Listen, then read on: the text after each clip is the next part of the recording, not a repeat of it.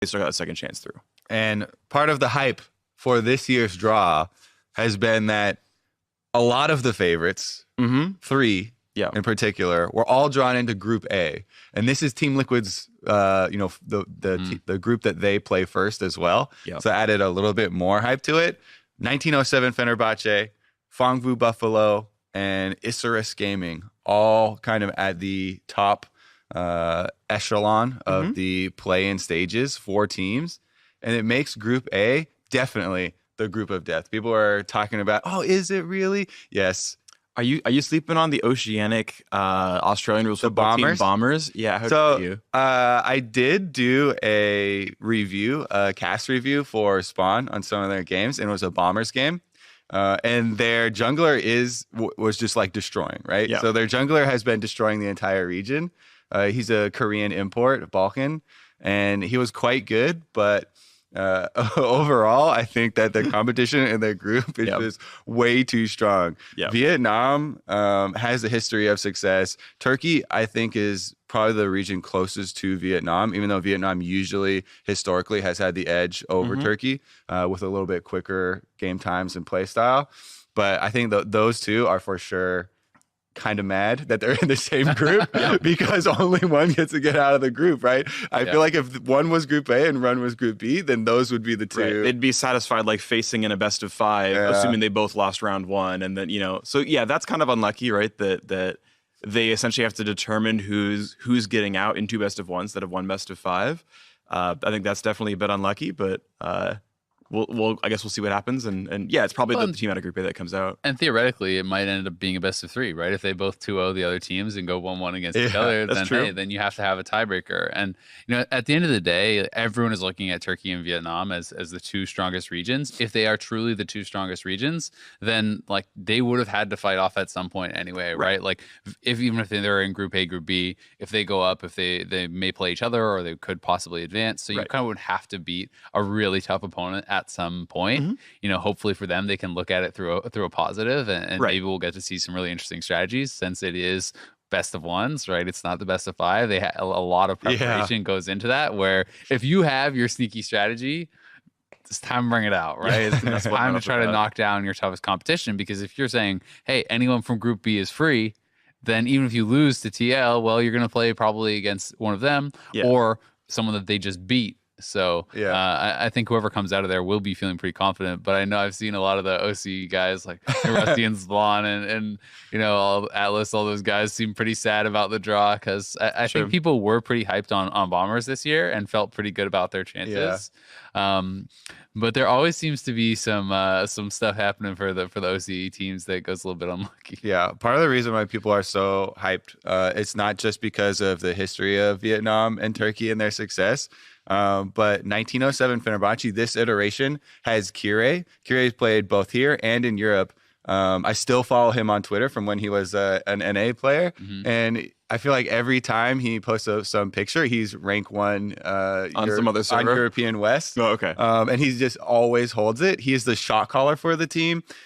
He has a really interesting view too, where he talks about his solo queue mentality, because people are always asking him, rank 1, how do you get rank 1 so often?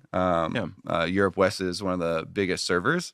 And he always talks about playing 100% for his lanes rather than focusing on optimal jungle path or whatever.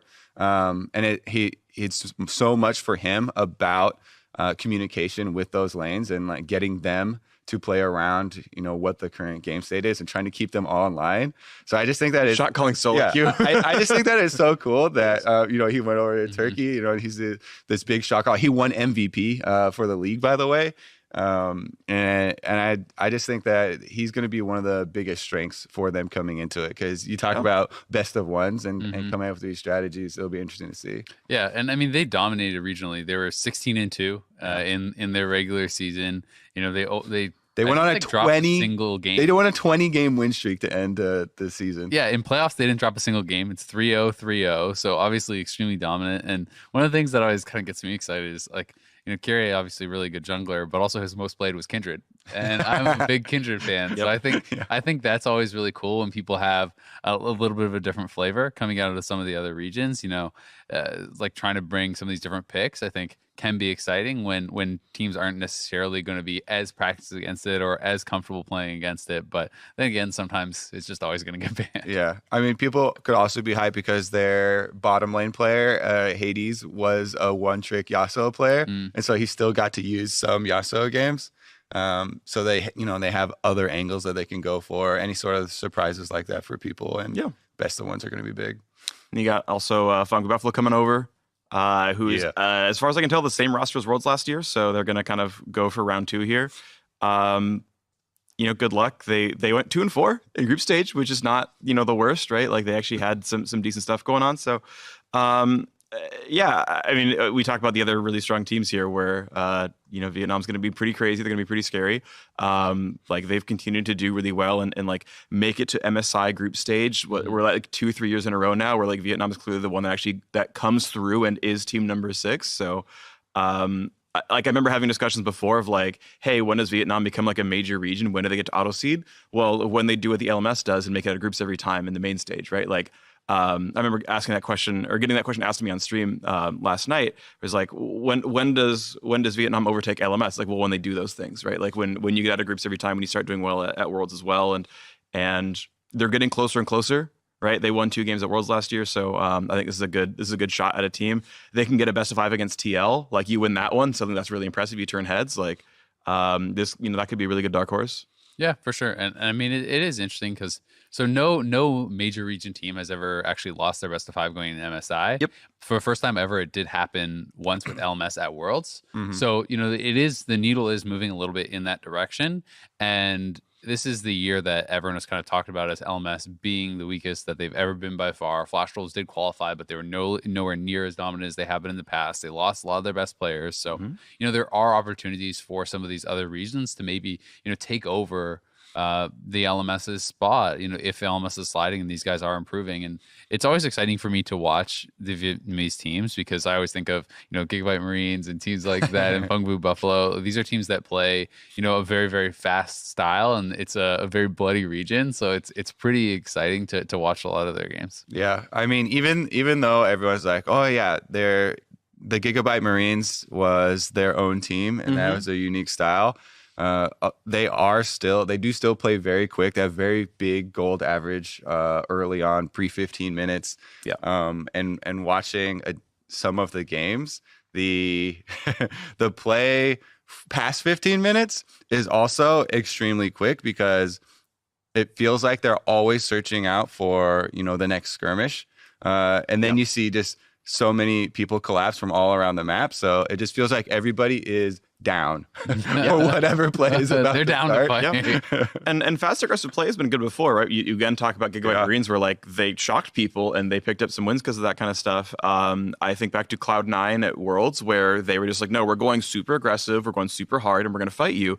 And they had like one of the most impressive best of 5s. They beat Afrika doing that kind of stuff. So I think Funky Buffalo can do the same kind of thing where if they're out and aggressive early on, like this can do well for them. To me, one of the themes almost of Worlds last year was that the more aggressive, proactive teams are the ones that took over. Vitality, this charge, the charge that was kind of led by Vitality, Invictus Gaming, C9, all of these types of teams.